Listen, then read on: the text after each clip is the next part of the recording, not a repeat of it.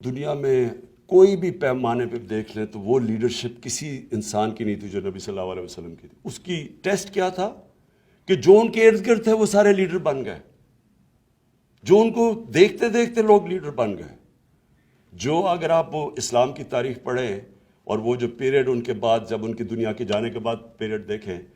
تو اتنے زیادہ عظیم لوگ کبھی اتنی تھوڑے ٹائم ہسٹری میں آئے نہیں ہیں، کیونکہ جو ان کو دیکھ رہے تھے وہ عظیم لوگ بن گئے۔ تو سب یہ جو لیڈرشپ کانسیپٹ ہے یہ بہت امپورٹنٹ ہے کہ ہم بتائیں تو صحیح اپنے یوتھ کو کہ لیڈرشپ کی وہ کون سی کوالٹیز ہیں۔ اور پھر ایجوکیشن، بچوں کو یہ جو سیرت کا بتائیں لوگوں کو کہ کیا وہ کون سی کوالٹیز تھی، فیملی سسٹم میں کیا بیٹھا ہوں، انٹرفیتھ کمیونل ہارمنی، یعنی یہ جو ہم کئی دفعہ یہ سمجھتے ہیں، ہم تو تقسیم جو کرتے رہتے ہیں انسانوں کو، ہم یہ ریئلائز نہیں کرتے کہ نبی صلی اللہ علیہ وسلم جو ان کو اللہ نے ٹائٹل دی تھی رحمت للعالمین، وہ انسانوں کو، سب انسانوں کے لیے تھے، سب انسانوں کے لیے رحمت بن کے آئے تھے۔ وہ یونائٹ کرنے آئے تھے انسانوں کو۔ جو مساک مدینہ تھا وہ جو یہودی بھی تھے، عیسائی بھی تھے، لیکن ان سب کو انہوں نے یونائٹ کیا تھا۔ تو یہ جو کانسیپٹ ہے، یہ جو ہم تقسیم کرتے ہیں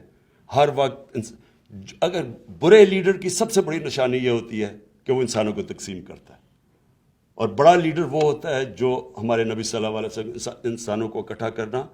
جو قائد اعظم نے کوشش کی، ہندو مسلم یونٹی کے ایمبیسڈر سمجھے جاتے تھے شروع میں، اور نیلسن منڈیلا نے جو کیا ساؤتھ افریقہ میں کہ انسانوں کو اکٹھا کیا۔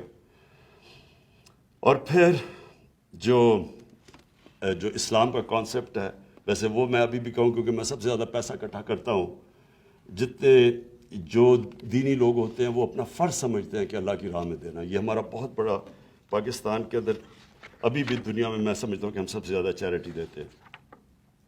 اور پھر ہیومن رائٹس، ہمیں باہر سے لیکچر ملتے ہیں ہیومن رائٹس کے، یہ سارے ہیومن رائٹس تو نبی صلی اللہ علیہ وسلم، آپ ان کی سیرت جب پڑھیں تو اس میں سارے لکھے ہوئے ہیں کہ کیا انسانیت، جو ان کا آخری خطبہ ہے وہ تو ہیومن رائٹس کا چارٹر ہے، اگر آپ اس کو صحیح طرح سمجھیں۔